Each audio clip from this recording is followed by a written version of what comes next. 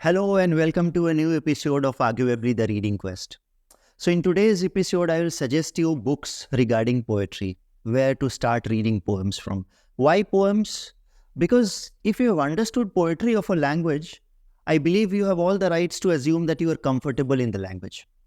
And if you have understood poetry, you have started reading poetry in that particular language, then you are more nearer to the nuances of language than otherwise had you not read poetry.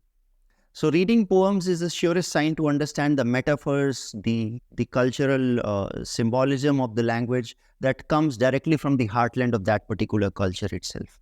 Let's say, for instance, if you read an English poet, only an English poet can write something like, "Shall I compare thee to a summer's day? Thou art more lovely and more temperate. Rough winds do shake the darling buds of May, and summer leaves hath all too short a date."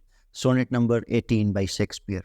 So in today's video, I will suggest you books, and not only books, which publications are to be, brought and why. So the first thing when you start reading poetry is to start by reading these great sonnets.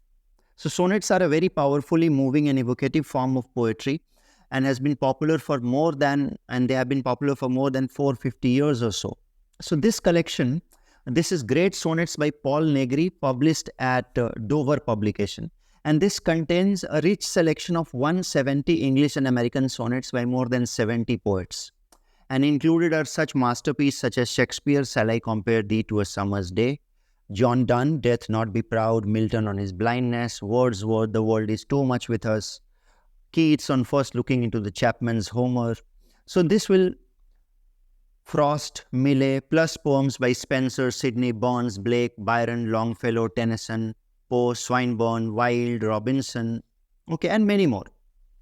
So this you can study and savor in your own ways, and the host of other great poets. So this is one book to start with if you want to get an overall idea of what is to be read in the poem. So this is one book that is strongly recommended. Apart from that, the very next book that I would like to recommend is the Oxford Anthology of Modern Indian Poetry. So from Rabindranath Tagore to Nissim Ezekiel to Jayanto Mahapatra to Kafi Azmi to Shahryar to Vikram Seth to Nirala, this volume brings together a composition of 125 poets in English and 14 Indian languages, and the translations by nearly 70 translators from across the world. So this will be a very invaluable, addition to your poetry reading collection, whereas a comprehensive overview of the major figures, forms, and movement of 20th century Indian poetry has been taken into account. And the series is edited by none other than the iconic Vinay Dharwakar and A.K. Ramanujan. It's a refreshing volume, and it contains a number of gems, that otherwise you would not have found in one volume. This is published at Oxford University Press. I believe this is an indispensable value addition to your poetry collection. Apart from that, I would recommend Imagist Poetry and Anthology, again at Dover Publication.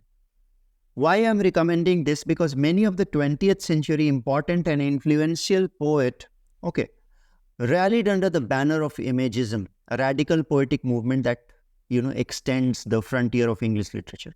So this volume contains close to over 180 well-chosen Imagist masterpieces by such gems, such stalwarts such as Ezra Pound. We have D.H. Lawrence, we have Hilda Doolittle, James Joyce, Wallace Stephen, William Carlos Williams, and W.B. Yeats, and other such poets.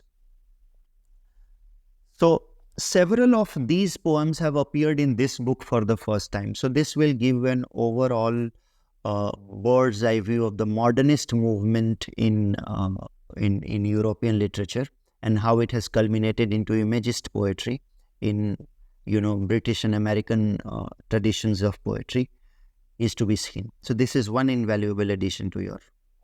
Last but not the least, if you're an Indian and if you're really fond of poetry as something that pushes you to serenity and transcendence across the everydayness of life, the humdrums of everydayness of life. And if you have not read Rabindranath Tagore, then you have missed out on the best thing that Indian English has to offer. So, and no wonder Sunday Times tells us that perhaps no other writer in the world is as deeply and as widely loved, I am quoting verbatim, by his own people as Rabindranath Tagore. So this anthology of Tagore are amongst the most haunting and tender in Indian and world literature. So please read Tagore. So these 4 books, guys, I hope will give you a prompt to read poetry, and from here you can find your own taste, and then you can delve deeper into the nuances of poetry. Happy reading. If still you haven't subscribed my YouTube channel, please like, share and subscribe. Thank you so much.